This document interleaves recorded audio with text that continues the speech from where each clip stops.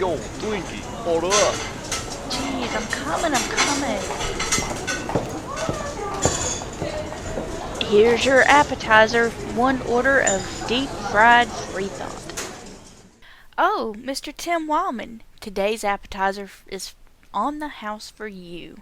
We have read your article in Sunday's Daily Journal. It says the spirit of a creator God trumps mind of evolution. And I gotta tell you, you're in need of a complimentary plate of truth after writing this. Yeah, the first thing that he says here is he talks about the book, I don't have enough faith to be an atheist. Huge contradiction in terms. You don't need faith to be an atheist. Yeah, atheism is just a lack of belief in God. That's all that is. How is any faith required to just simply not believe in a God? I mean, does it take a lot of faith to not believe in a unicorn? Maybe it takes a lot of faith to believe in a leprechaun. I would think it would take less faith to believe in reason, understanding, and facts than it would to believe in something I couldn't see or prove. I mean, you don't need faith if you have facts, if you have something verifiable. If you remember, the book of Hebrews says that faith is the substance of things hoped for, the evidence of things not seen. Yep. So basically, hope is invisible wishes. Exactly. Or rather, I should say faith. Faith is the hope for invisible wishes. Mm-hmm. Well, when you have certainty or when you have facts or knowledge, you don't need that. So, right off the bat, Tim, I gotta tell you, that's a pretty stupid thing to say. It's a stupid book title, and it's a stupid thing to say. I think you probably should have said, I don't know enough facts to be a scientist, and then you would have had a book title that, I could have agreed with. Yeah.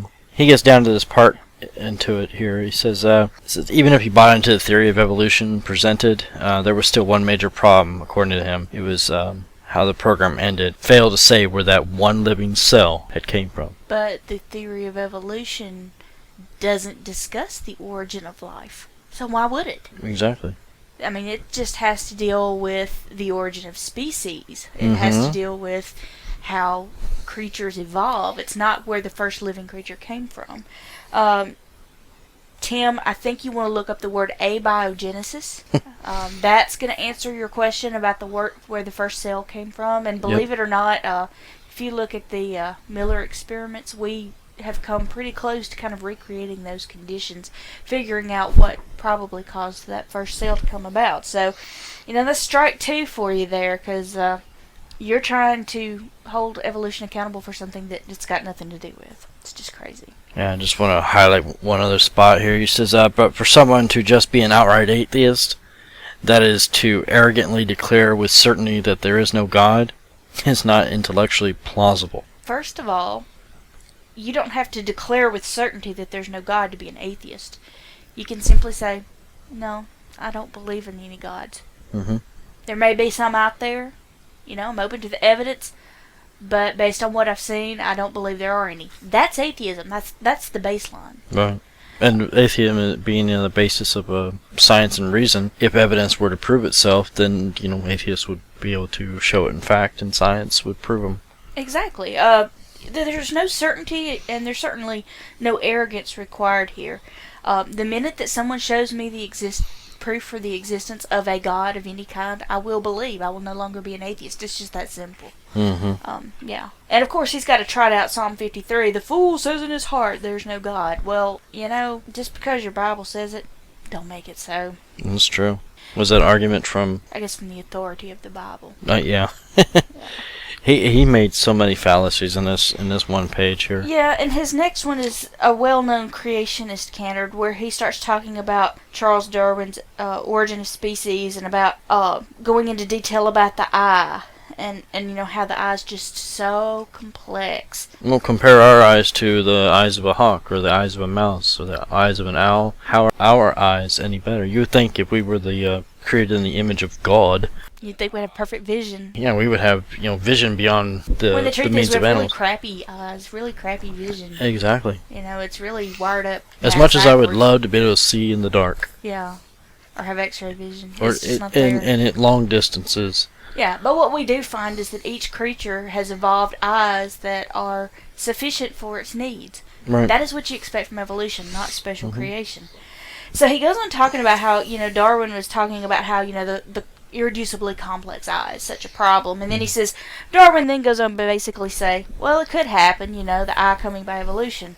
What he totally ignores is that Darwin spends 3 whole pages after that statement to explain how our eyes could have evolved from maybe very primitive light sensing spots and then on through the generations, and then he gives examples. Yeah. So it's not like Darwin just threw up his hands and said, "Oh well, I think he got the consolidated Cliff Notes version. I mean, the extreme consolidated. I think he got the little golden book version. Like the one in the library that's had pages chewed out of it. But they were yummy. 3 more pages worth of stuff, and he just ignores that, and that's what creationists do. It's just insane. So then after he tries to ride on Charles Darwin, who does he attack next? He tries to go after Albert Einstein. Well, of course. By claiming that he's an agnostic, and that's up for debate. I know deists claim him, pantheists claim him, some atheists claim him. What we know for sure, though, is that he didn't believe in a personal God, and Tim gets this right. Einstein didn't believe in a personal God. Wait, Tim got something right? He did. Oh, no. But he quotes Einstein talking about how, science must be humble. And of course he's contrasting this with the idea that we're just arrogant atheists who make these claims. Whereas if we were real scientists, interested in doing real science, we would be humble. And that's just ridiculous to me. That's the pot calling the kettle black. Because science is saying, I don't know the answer, let me look for it. Religion is saying, I've got the answer and I'm going to shove it down your throat. And that's what Tim Wildmon does. He tells you, and he spends the next 2 paragraphs talking about, I believe in God and Jesus Christ, and this is the way it happened, and offers not one shred of proof. That is arrogant. Yeah. I'm sorry, if you're going to argue against something, you don't just throw out what you believe as an argument. You need to come up with facts that prove your statement, or that disproves someone else's statement that you're talking about. Yeah, if you're making a claim, you got to back it up. Yep. And it just blows my mind that he calls us arrogant when we're the ones trying to seek answers to the questions, and he's the one telling us he already knows all the answers. Yeah, well, I hate to say it, 30 plus years on this planet, and I'm constantly seeking information. I'm not getting the answers. They're not just coming right out and displaying themselves. Yeah. I'm having to search for them. Absolutely. Or it may take me years to find answers to some of these scientific questions, and there are scientists out there that have spent decades working on finding answers for us and make it available to the rest of us. So yeah, and thank goodness we have scientists. I mean, think about where we would be. Look at where we were before science, when there was nothing but religion. And I understand religion was kind of proto-science. It was like our way of making sense of the world, but an evidence-based approach is much better than... Yeah, I had a discussion with some guys at the meetup the other day. The idea of religion was, like, as you said, a filler for what couldn't be answered. And then, years down the road, somebody got the economic or the business sense in their head and figured out, hey, we can make money off of this. And they have... And accrue power. Oh, even more power. There's power. This power that they have acquired over the years has rivaled kings. They've actually been king makers. If you look at the GOP, they still are king makers. Yep, they've gotten to where they're more powerful than the kings of I'm thinking of the old British and UK. Yeah, they fought wars over there, specifically just for the Christianity and the religions of the times. But they started conquering all these lands, adopting all these things, gaining more and more power and more money. Yeah. It's ridiculous. Well, I just got to say, I don't think Tim Wildmon would know a fact if he tripped over it, and I don't think he would know science if he fell into a pool of it. I mean, he's really displaying gross ignorance here, and Tim, this is a public service announcement for you. Not only are all the atheists in the world laughing at you for the clown that you are, but you know what? All the religious folks who understand evolution are laughing at you too. Because, you know what?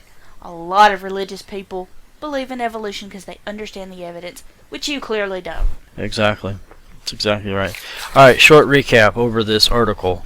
How many fallacies did he commit? I don't know. The whole thing's one big, huge fallacy. I just Well, want to cover some of these. There was definitely the argument from authority Mm-hmm. when he talks about, that he believes in God because that's what Jesus taught and that's what the Bible says. Right. So that's an argument from authority. Okay. Let's see. There's also an argument from incredulity or ignorance because he's basically saying, well, I don't really understand how a living cell can just come into being, so therefore God did it. So that's kind of an argument from ignorance. And then I think the thing about the atheist being arrogant and saying there's no God, that's kind of a straw man because that's, he sets that position up and attacks it, but that's not what we, believe or the position we take, so that's kind of an ad hominem straw man. He appeals to Einstein's authority, so that's another appeal to authority. Okay. And then he just flat out quote mines from Darwin, and I think that's the thing that makes me the maddest is it's just a flat out dishonest quote mine where he pulls this quote out of context and then never tells you about the other 3 pages that were devoted to answering the question.